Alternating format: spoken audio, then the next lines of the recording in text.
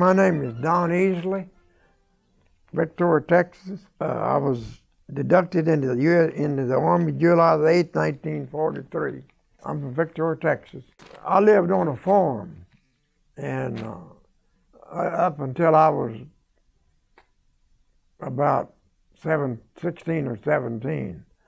And then we moved to Taftner, Texas. From Taftner, Texas, that's when I left, was drafted into the U.S. Army. We were actually raised in Inez, Texas. And we had one sister. I had one sister and 6 brothers. Well, I took my basic training in Fort Bragg, North Carolina, and that's where they trained us very well. And they trained me in communications. And I was attached to artillery doing my basic training. So that's what I was trained for. Most of the soldiers that I was trained with were replacement, and they were getting us ready for the invasion of the Germans. See that they were training us for that. They had us in excellent condition because we had to march anywhere. We marched anywhere from 10 to 20 miles a day, every day, and with a 40-pound pack on our back.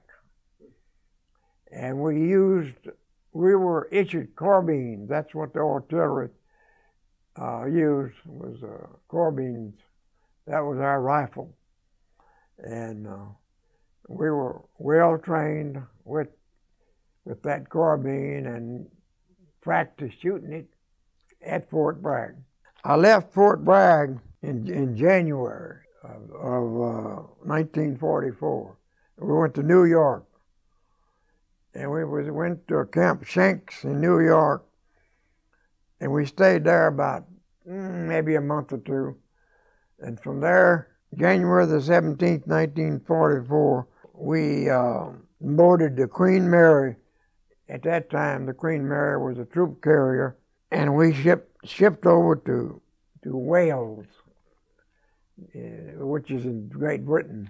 From Wales, we went to Cardiff, Wales, and that's where we stayed until General Eisenhower ordered the invasion for June the 6th, 1944. Well, we were on the ship about 9 days, something like that. They didn't go straight. They zigzagged all the way over because of German submarines. It had something to do with not getting bombed by them, I guess. We boarded landing crafts early in the morning. I'd say around 2 o'clock, somewhere along in there. And there were just thousands of them. I mean, and they made me a temporary corporal in charge of that particular carrier that I was on. And I was up in the front of the boat. You were in a daze because I was only barely 18 years old, and scared to death. Hell, I didn't know whether I was going to last 5 minutes or a day. But we came under fire the full 5 days that we were floating out there, getting ready to land. But I do know that there was fighter planes, bombers, aircraft carriers, all types of ships that has those big guns on them, and they were just all around us. And of course, the Germans didn't have.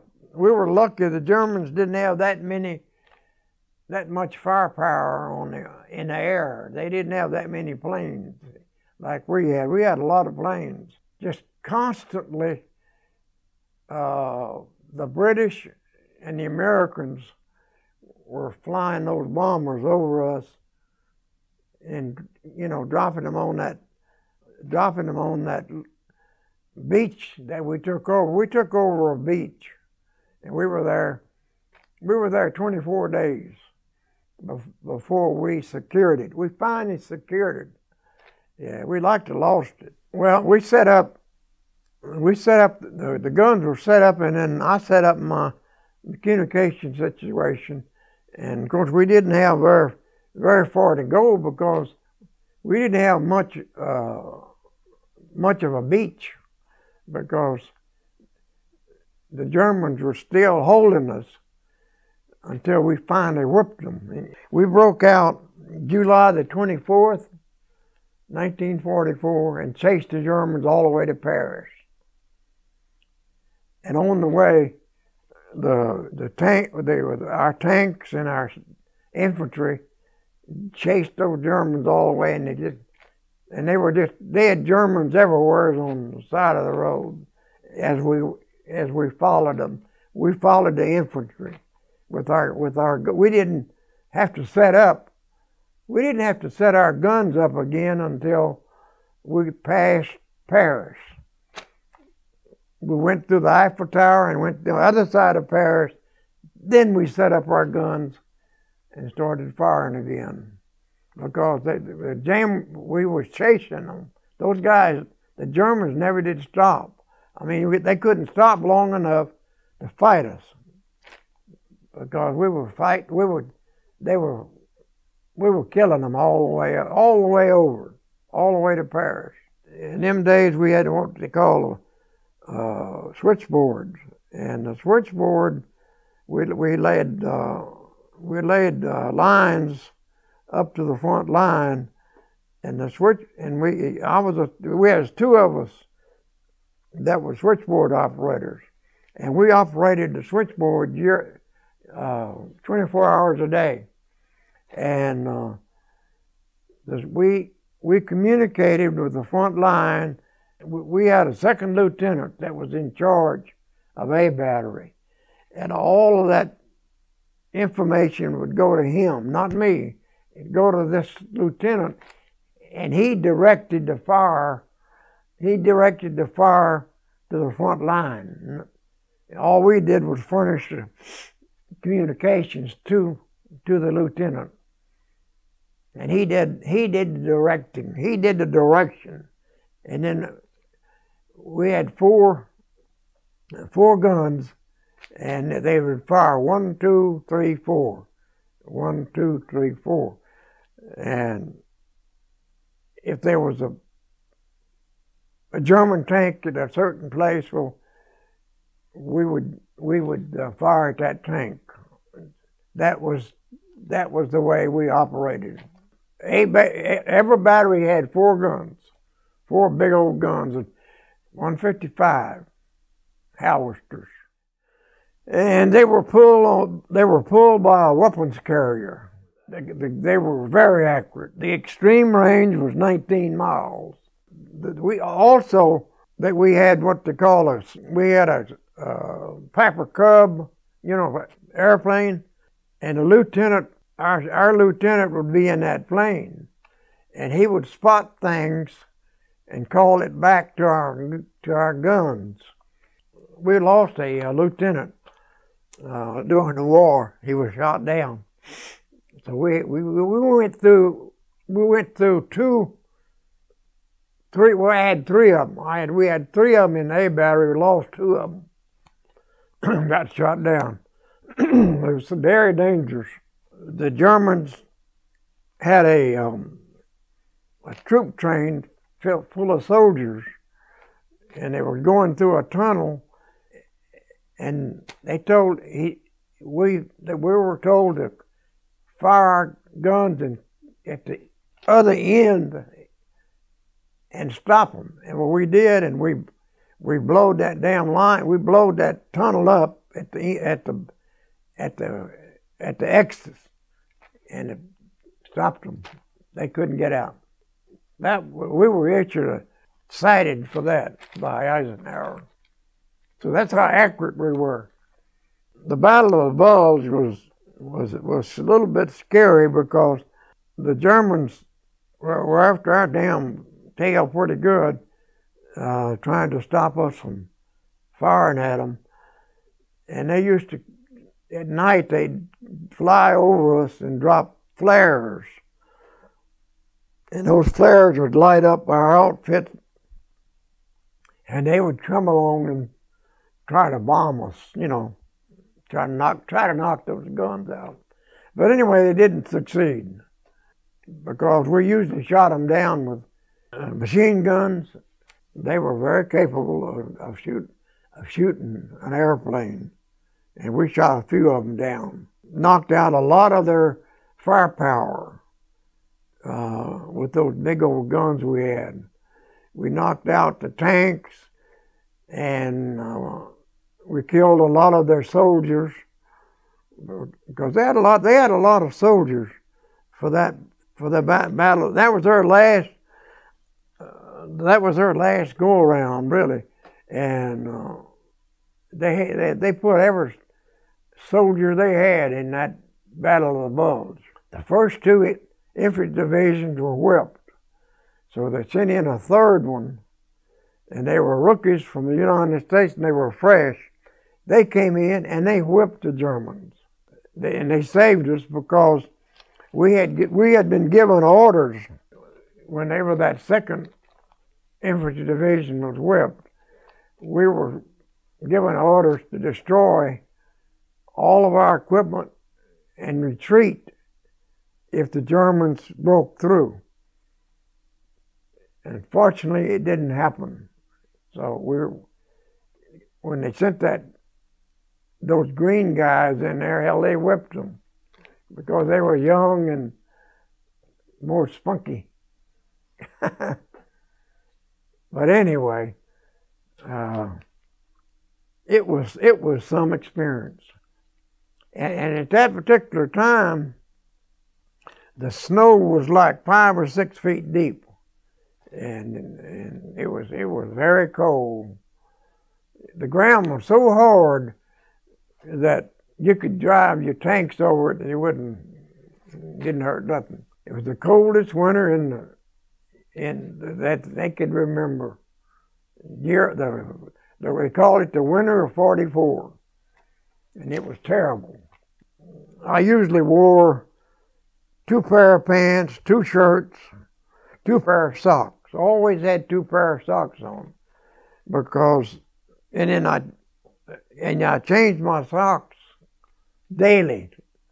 If you didn't, a lot of those soldiers, their toes froze off. You know, they lost their toes, and I took care of myself as well as possible, because we're looking at 0 weather, and that was one of the ailments that the Germans had on their side, was that bad weather. I had the same uniform up until the all the way through the Battle of the Bulge, and then whenever we finally won and whipped them, and we pulled back about 3 miles back and changed those barrels out, and we were ordered to take all our clothes off and pile them in a pile, which we did, and we had worn them for 3 months. They took and burnt those uniforms, burnt them up, and we all took a shower. They had set up a temporary shower. We took a shower. That was the first shower we had, and they issued us new clothes.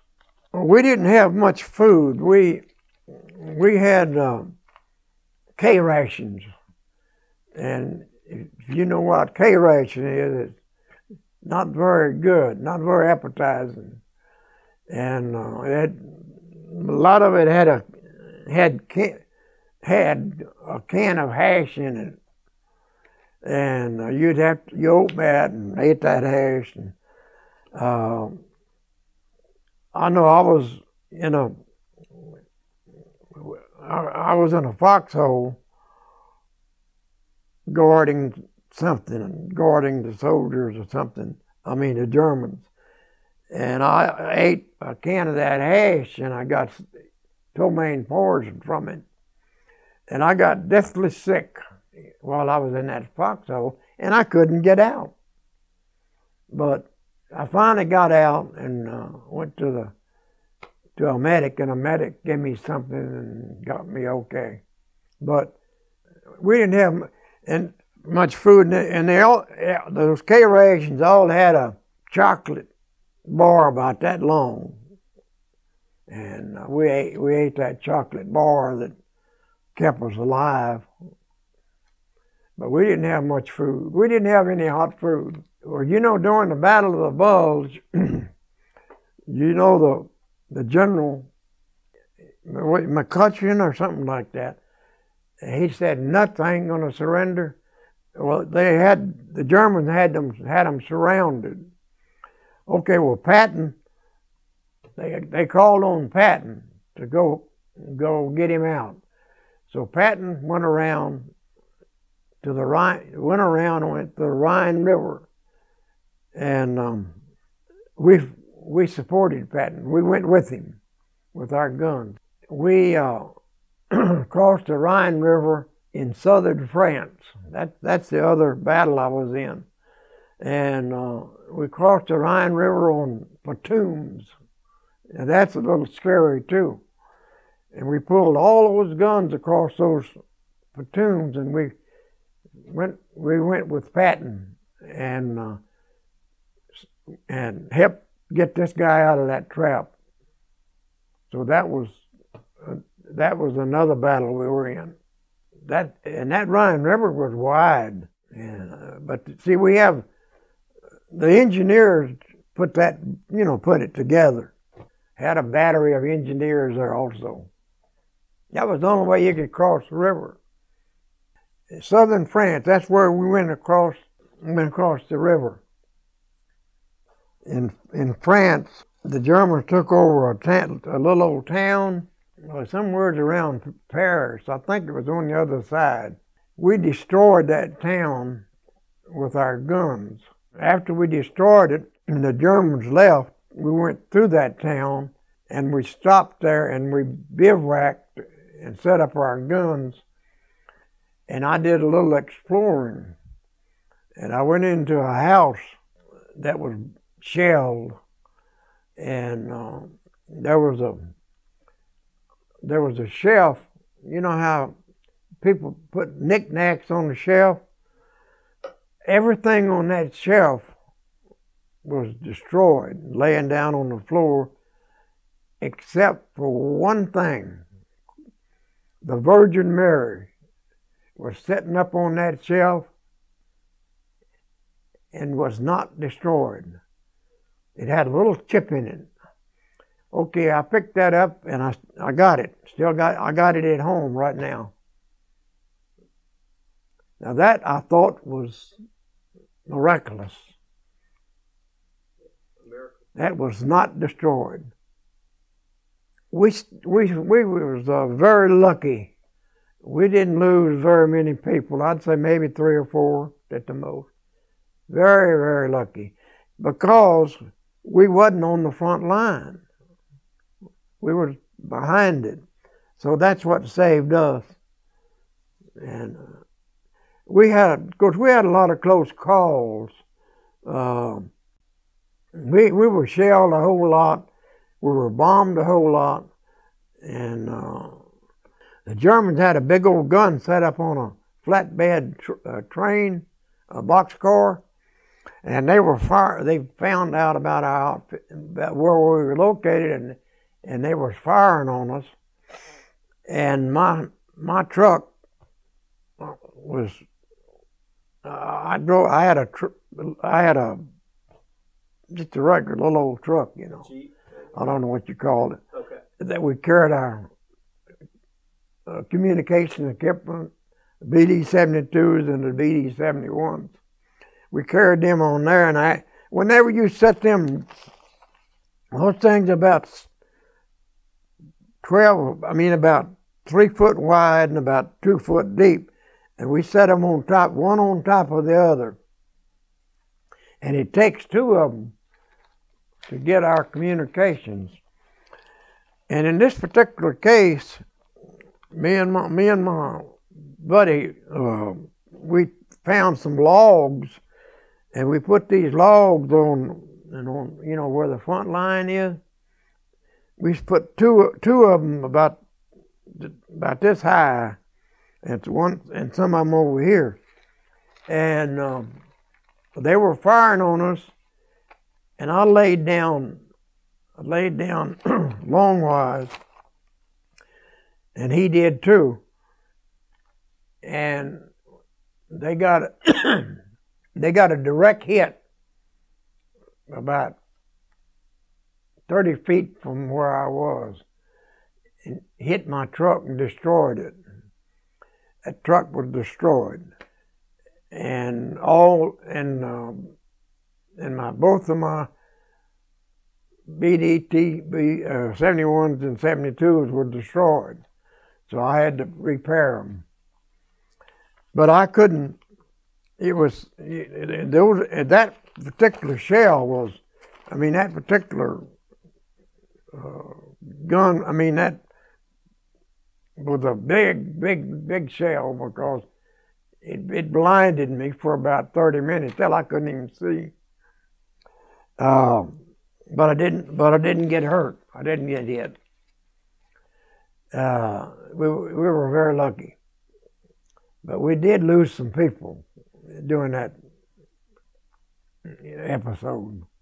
Well, the gun that they were noted for was the 88, and that gun, that shell, their projection was sort of a straight.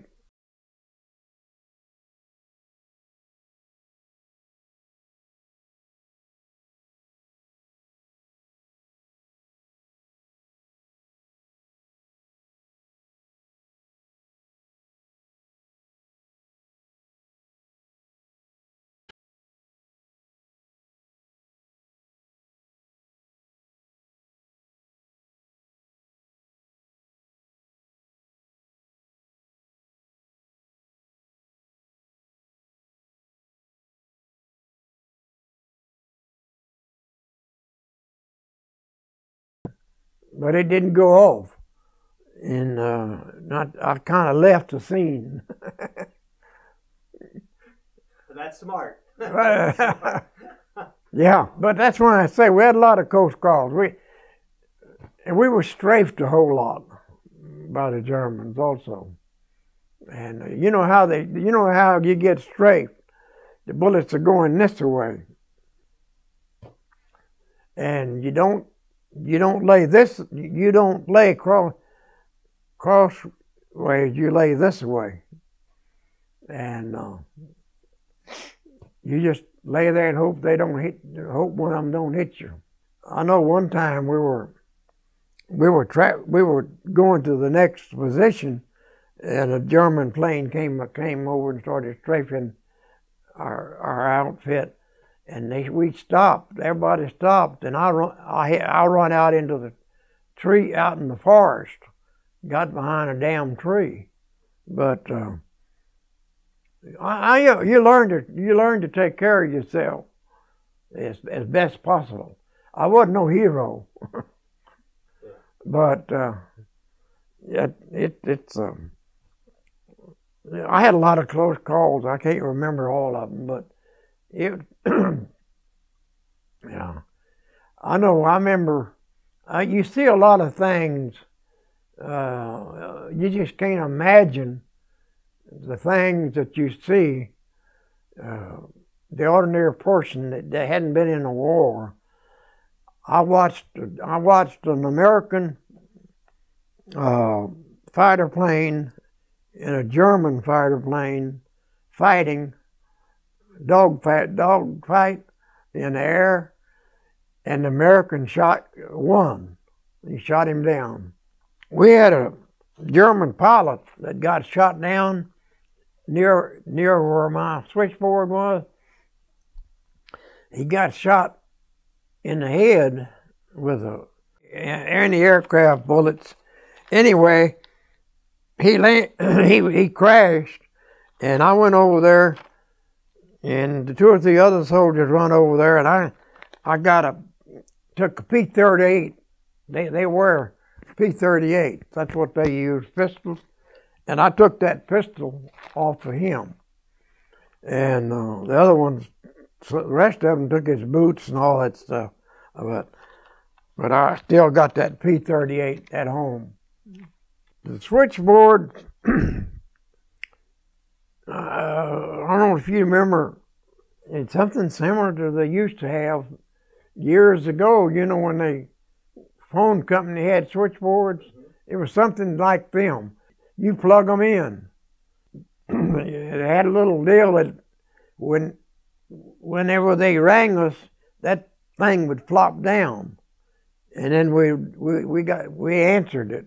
We had a deal but when you get ready when you ring, say if you want to ring gun 1, 2, or 3, or 4, or the lieutenant, you have they all had a number, and we plugged them in, and then we rang it. On my truck had a deal on the back that it rolled just like they do now. Like wire? A wire, and we would take that, we'd hook that up to the switchboard, and then take off to the front line and unroll it all the way to the front line. And that was one of my jobs. I had to do that, and of course that was a little bit dangerous. We rolled it, and then the infantry would have a man that would hook it up to his instrument. He would call in shots and stuff like that. They had a radio. They radioed down somebody, A battery or B battery, they had a way of directing it. You don't get a Silver Star unless you have 5 battles or more. So that's the reason I have that Silver Star. Because I was in 5 battles, 5 major battles. That's what they call 5 major battles. So that's what the Silver Star is all about. I was in actual combat 11 months, and I was in the service I think it was about 2.5 years, something like that.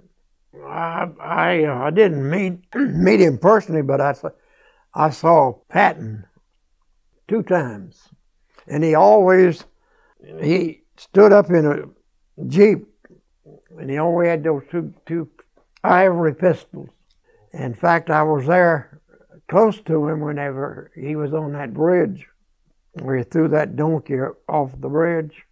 I was there. So I was there that time. That movie, The Longest Day, most of that stuff I was involved in. Patton was a brave soldier. He was very brave.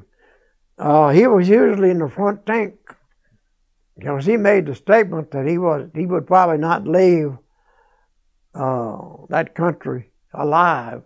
And sure enough, he didn't. He was killed in a wreck. You know, but when the war ended, we was in Prague, Czechoslovakia. That's where we were. And we spent the night in a brewery. So we drank beer all night. And you know, Patton made a statement that he told Eisenhower, said, let's keep on going and get Russia. And Eisenhower wouldn't let him. Said no. But anyway, I drank vodka that next morning after the war was over. I drank vodka with the Russians. We met. We would talk to them and everything. After the war, I got in my orphan carrier, and we went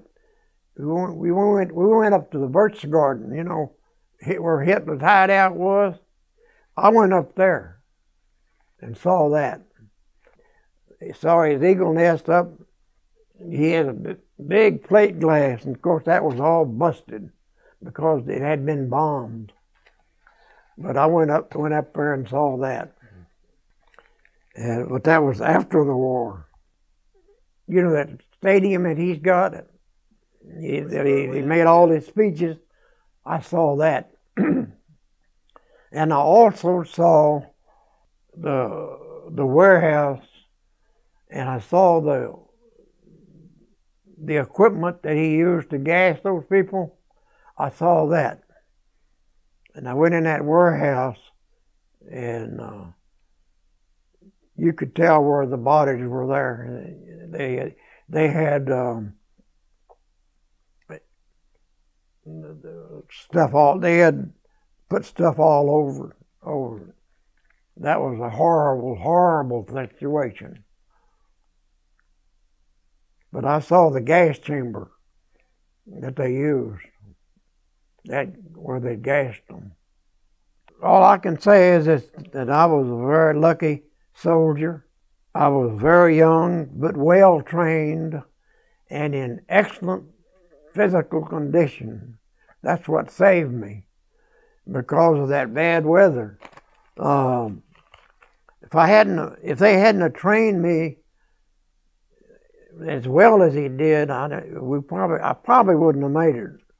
But we lost 2 or 3 guys from pneumonia.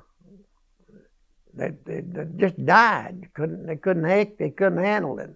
Other than that, I was just a lucky person to get back alive, because I did have a lot of bad experiences. And we were under fire constantly of some kind. Oh yeah, the other thing is, you know, the Germans at that time, they were working on the atomic bomb. Hitler was. He had some scientists, pretty smart scientists, and the only thing they came up with was a buzz bomb. And they sent that buzz bomb out, and we had several of them drop close to our outfit. See, those buzz bombs weren't accurate. They were operated by gasoline, and when the gasoline ran out, then they would go down, and that's how they regulated them. So they used them over in England a whole lot. So I went through the buzz bomb situation also, which was a little bit scary.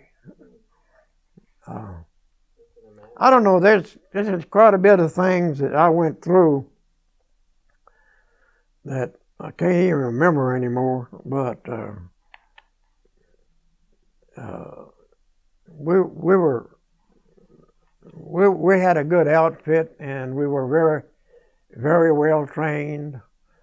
The soldiers operating those guns were they were an outfit out of Pennsylvania. They was in the National Guard, so they were all older people. I was the youngest one there. They called me Tex, and I was the youngest one there. I was only 18. All the rest of them were in their 30s. And of course, that was old then. But those guys were all from the National Guard, and they were good. So, and then during the war, just before the war ended, we was in Nuremberg guarding the SS troopers because they were still active, and we were told to shoot them if they came down this particular road we were guarding. And I was on guard duty one night, and it was two of them coming down the ditch, and I hollered at them to halt, and they didn't halt. So I shot them. I shot one of them. I hit them, and then they took off running. So the next morning we went looking for them. We found blood, but we never did find them. But that was just damn near before the war ended. Just a few days. We came back to New York from Lahore, France, and we came back on a Liberty ship. Those little old ships, and they were dangerous. And we was in two major storms on the way back, and that scared the hell out of me. We didn't know whether we were going to make it or not, but we finally did make it. And when we got back, that Liberty ship was split in the front from the waves because it wasn't made very good. Anyway, we got back to New York on January the 3rd, I believe, 1945. And from France, from New York, we went to back to Texas, of course. They shipped over wherever you were close. When they shipped us to the closest place to where you live, and I wound up in Tyler, Texas, and that's where they tried to make me. They wanted me to rejoin. I told them, no way, Jose. I said, just let me go home. So, in them days, you didn't make much money. All the money I made was $90 a month. And of course, they gave you food and clothes and all that stuff. I was discharged December the 6th, or 7th or 8th, or somewhere along in there. Okay. 1945. And I went home. But anyway, that I was, as you know, when you go through all that kind of stuff, you're uptight all the time. And when I got back, about a month, I guess I was at home about a month, and I had a nervous breakdown. I just went to pieces. And that's what's happening to the soldiers now. That been over there. They sent me to the Naval Hospital in Corpus, and I stayed there about 2 weeks. And they treated me and all that kind of stuff. And the lieutenant, the doctor, was a lieutenant colonel, told me, he said, look, we're going to discharge you. You go home and you start drinking and have a good time and forget all this stuff. And that's what I did. I was a Scotch drinker, and I drank the hell out of that Scotch. And that's when that's when the Pirates were playing. Pirates were here, and they were playing football in them days. And that's where I met my wife, Margaret. I got okay. But it does happen to you. I don't know why, but it does. All of a sudden you go to pieces. But I could lay there and you feel those Germans shooting at you and all that stuff, and it comes back. It comes back. I wasn't 21 years old when I was discharged. And I remember going into a beer joint in Victoria. I went in there with my brother-in-law and ordered a beer, and they wouldn't sell me a beer because I wasn't 21. And I thought that was funny. I said, my God, fought a whole damn war, and I come back and they wouldn't even sell me a beer.